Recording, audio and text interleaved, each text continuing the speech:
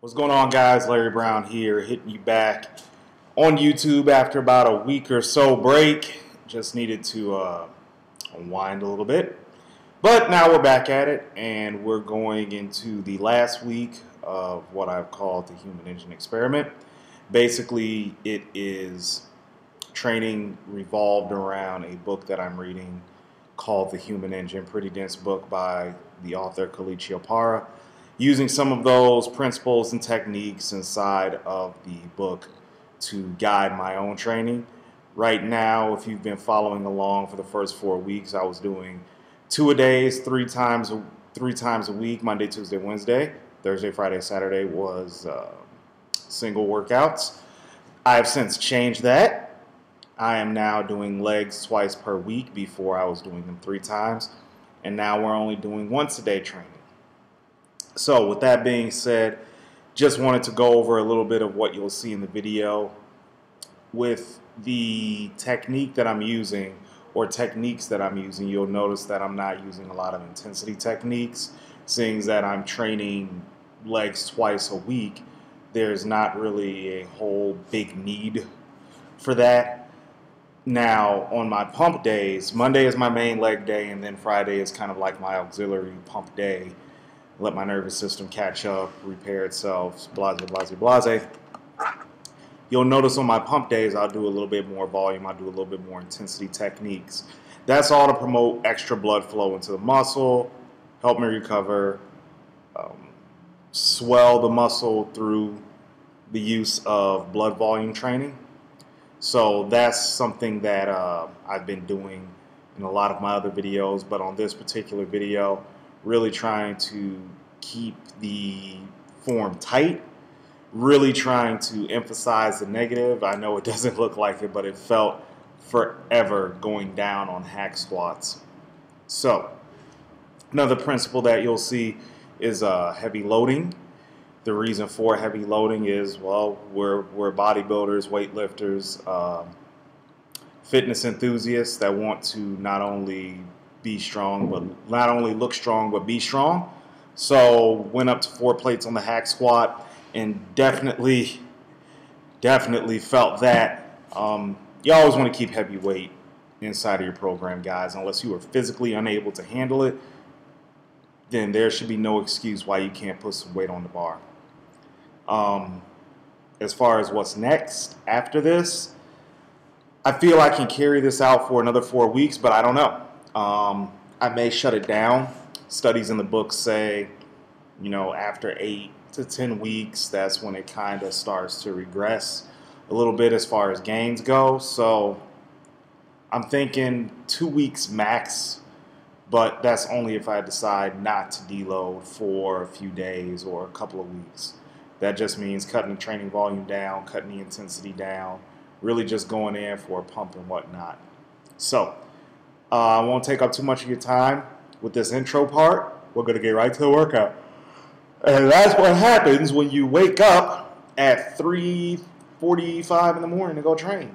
And at this time, it's 1:30 in the afternoon here in Omaha, Nebraska. So a little tired. Thanks for bearing with me, guys. And I'm back on YouTube, so let's get to it. Okay, we're kicking off this morning's leg workout with a little bit of leg activation. Again, got this little bad boy from Coach Eugene Teo. If you don't follow him on Instagram or follow his website, the Gambaru method, I believe it is, probably do well to do it for the simple fact that it's a lot of outside of the box thinking. When you get to a certain level of development, you definitely want to start thinking outside the box, more so for longevity purposes than anything, and maybe get somewhat of a new take on muscle growth. But yep, just some leg activations. I can't sit as upright as he can because I'm fat. So with that being said, we're going to move on to the first exercise, which, if you haven't noticed by now, I like to start off with lying leg curls or some type of leg curl variation, whether it be seated or standing. Yes, I do standing leg curls.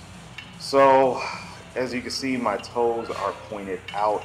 I really try to make a focus point, and you should too, about keeping the toes pointed in. You recruit more of the hamstring that way.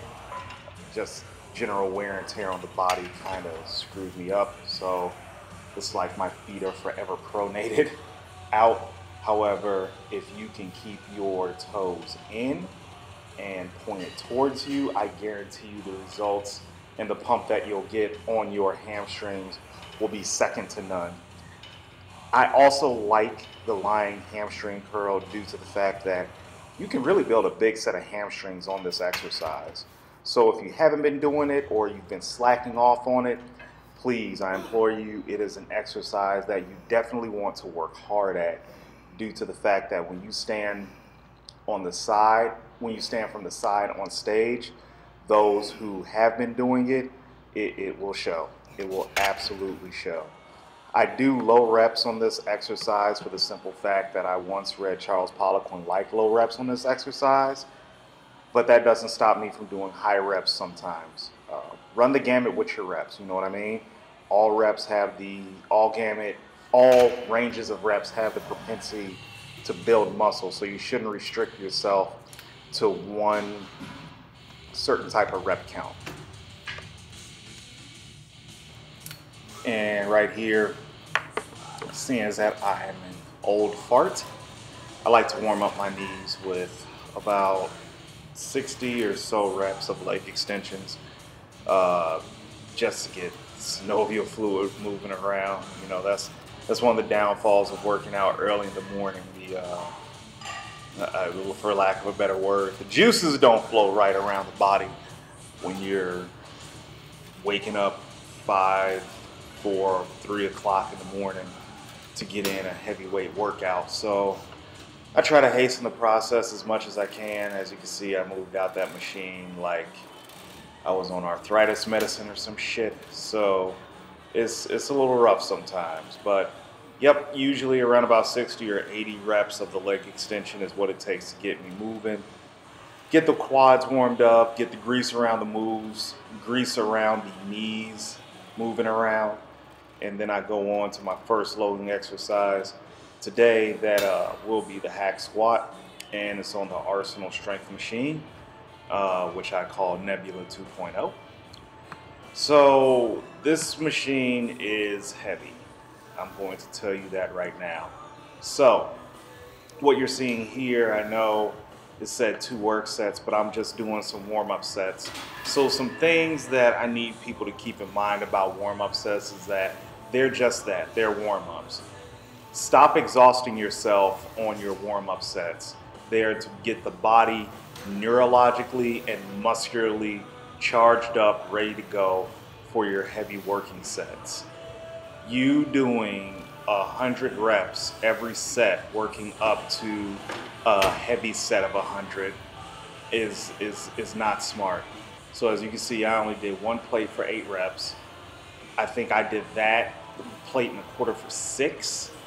I did 2 plates for 1, and then I just went balls out on a couple on my 3 plate one, and then on my 4 plate hack squat that you'll see. Guys, stop warming up excessively, okay? There's no need for it.